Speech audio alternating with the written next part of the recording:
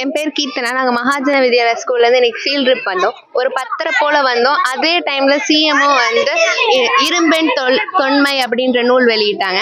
அதை அப்போ எங்கள் மேம் காட்டிகிட்டு இருக்கும் போதே நாங்கள் அந்த இரும்பு பொருட்கள்லாம் பார்த்துட்டு இருந்ததில் ரொம்ப மகிழ்ச்சியாக இருந்துச்சு. தமிழ்நாட்டில் தான் 5300 ஆண்டுகளுக்கு பழமையான பொருட்கள் இருக்குது அப்படின்றத சிஎம் சொன்னது கேட்கும் போது நாங்கள் அதை பார்த்தது ரொம்ப மகிழ்ச்சியாக இருந்துச்சு.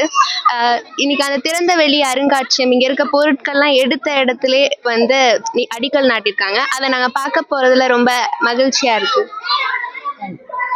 என் பேரு ஜெனிலா. எங்க மகாஜனா ஸ்கூல்ல இருந்து இங்க ஃபீல்ட் ட்ரிப் கூட்டு வந்திருக்காங்க. இதே நேரம் தான் சென்னையில வந்து முதலமைச்சர் அவர்கள் இரும்பின் தொன்மை என நூலை வந்து வெளியிட்டிருக்காங்க.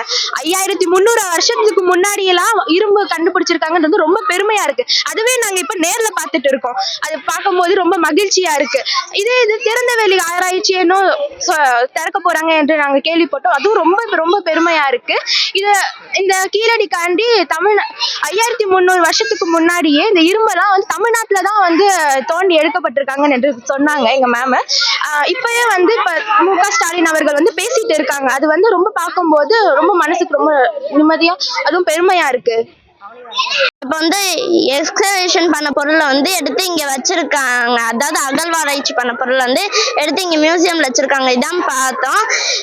இப்போ இனிமேல் வந்து பார்த்தா அங்கே எக்ஸ்கவேஷன் பண்ற இடத்துல பார்த்தா இன்னைக்கு வந்து அடிக்கல் நாட்டு விழா வந்து பண்ணியிருக்காங்க. அங்கேயே இனிமேல் வைக்க போறாங்க. அது எங்களுக்கு இன்னும் மகிழ்ச்சியாக இருக்குது. இது வந்து எங்களுக்கு ரொம்ப உதவும். படிக்கிறதுக்கெல்லாம் இது ரொம்ப உதவியா இருக்கும். இது வந்து எங்களுக்கு ரொம்ப சந்தோஷமா இருக்கு இந்த மாதிரி இடத்துக்கு வர்றதுக்கு.